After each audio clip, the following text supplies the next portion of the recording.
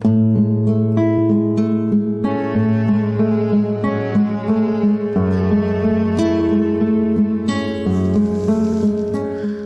dia, meus queridos.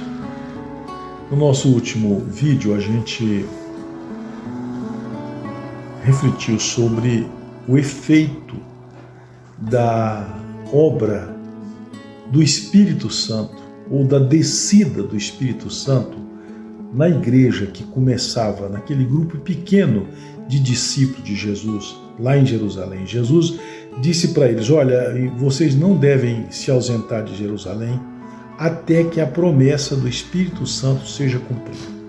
E eles ficaram, o Espírito veio e a obra extraordinária foi realizada, nós sabemos disso, 3.000 e tantas pessoas convertidas na pregação de Pedro. Então a igreja tomou forma, ela se achou dentro do propósito de Deus quando o Espírito Santo chegou e a instrumentalizou com poder e com toda a determinação, com toda a convicção que ele traz ao coração daqueles que propõem servir a Deus.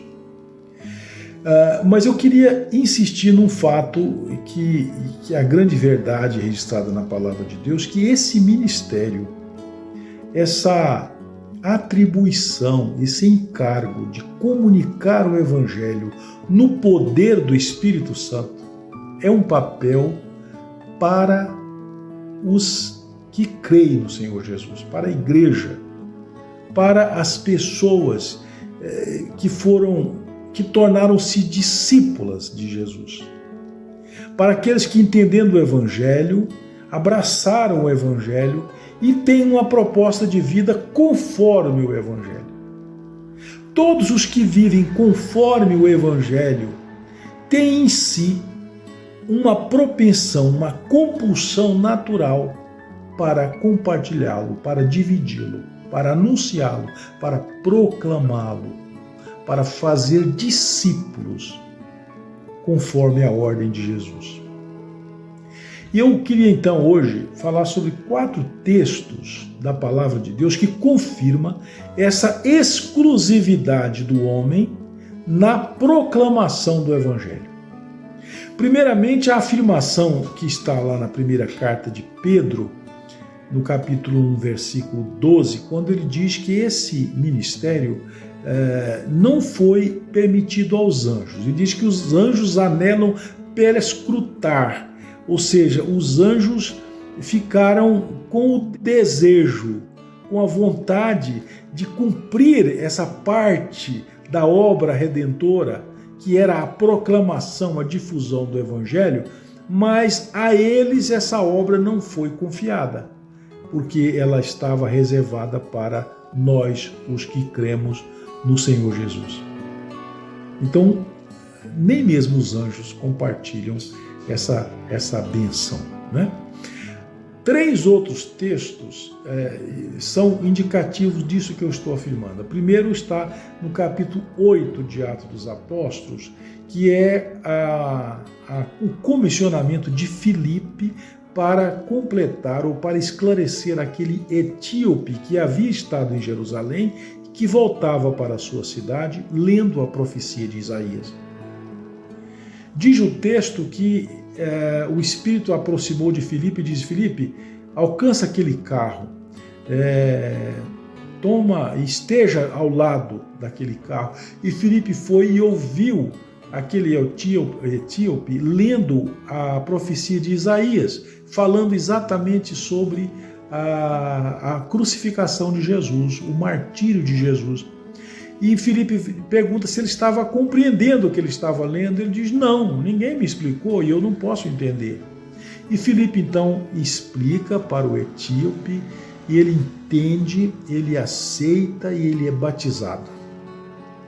A pergunta que fica é: por que o Espírito que colocou aquela palavra nas mãos do etíope, que o motivou a ler aquela palavra e a se motivar na direção do que ela indicava, por que esse Espírito não completou a obra? É porque ela era uma obra humana, confiada naquele caso, a Filipe. A segunda passagem está no capítulo 9 de Atos dos Apóstolos, que fala da conversão de Saulo. Nós sabemos a história no caminho de Damasco, não é? Jesus teve um encontro com Saulo, perguntou por que Saulo estava perseguindo, e ele tem aquela visão, ele cai do cavalo, ele fica cego, e de repente Jesus se afasta de Saulo, e o Espírito desafia e chama Ananias, que era um homem piedoso e temente a Deus, e Deus falou: você vai lá onde Saulo está, na casa assim, assim, assim, assado, e você vai impor as mãos sobre ele, orar por ele, para que ele se recobre a visão, e ele está te esperando. Ele teve medo, argumentou, mas Deus insistiu com Filipe para que ele fosse, com Ananias para que ele fosse lá. E Ananias foi, ministrou na vida de Saulo, ele foi curado e ele explicou as Escrituras e o plano de Deus para Saulo, e ele foi batizado naquele instante e saiu dali uma nova criatura. A pergunta de novo: por que Jesus não completou a obra na vida de Saulo? Por que ele não esclareceu até o final? Porque tem uma participação humana e somente humana que é confiada a nós por Deus. E o Espírito Santo nos motiva e capacita para fazer essa nossa parte. A outra passagem está no capítulo 10 de Atos, que é a experiência da conversão de Cornélio. A Bíblia diz que Cornélio era um homem temente a Deus, que orava, dava esmolas. E uma determinada tarde, quando ele estava orando, ele teve uma visão e um anjo disse para ele: Cornélio, as suas orações foram ouvidas, né? E você vai mandar chamar Pedro, ele está na beira-mar, na casa de Simão, curtidor. Você vai mandar chamá-lo, que ele tem muita coisa para te explicar. E ele manda chamar. Pedro também recebe o comissionamento direto do Espírito lá na onde ele estava. Ele vem, expõe o plano de Deus e a realidade da morte e ressurreição de Jesus para Cornélio. Cornélio entende, compreende, ele e a sua casa, e eles são batizados, e há uma manifestação extraordinária do Espírito Santo na vida daqueles homens que não eram judeus. A pergunta, novamente: por que Deus não fez essa obra diretamente? Ele já tinha falado com Cornélio, mas é porque esse papel é reservado para nós, para a igreja, para aqueles que entenderam. E Jesus falou: olha, aquele que quando vocês receberem o poder do Espírito Santo, vocês serão minhas testemunhas em Jerusalém, Judéia, Samaria e até os confins da terra.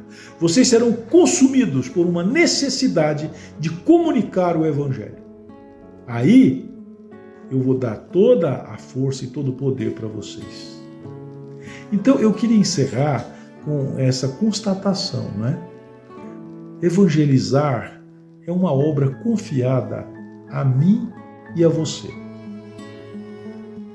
E nós devemos fazê-la na orientação, na unção do Espírito Santo, no poder do Espírito Santo. Tem um princípio de evangelização da cruzada estudantil que eles ensinam, até faz a gente decorar quando fazemos o curso. Ele diz assim: o êxito ao testemunhar consiste simplesmente em comunicar a palavra de Deus no poder do Espírito Santo, deixando os resultados com Deus. A sua parte é proclamar, a sua parte é anunciar, e o resultado é Deus que traz.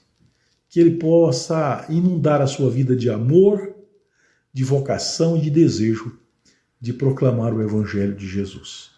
Que Ele mesmo o abençoe hoje e sempre, e que os seus passos na proclamação do Evangelho sejam totalmente dirigidos pelo Espírito Santo. Amém.